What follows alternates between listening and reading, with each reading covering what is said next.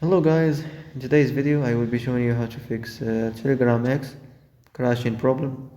So the answer is easy, just go to the settings, then scroll down to the apps section, then go to the search and search Telegram X.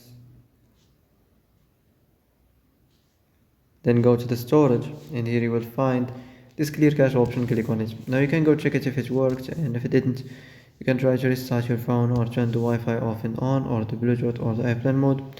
Also, you can try to clear data, but be careful. If you clear data, all this application's data will be deleted. This includes all files, the settings, the accounts, the databases, etc. So be careful if you want to clear your data.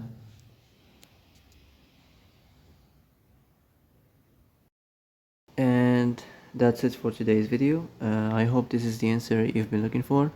If you like this video, don't forget to like and subscribe, and see you in the next video. Thanks for watching.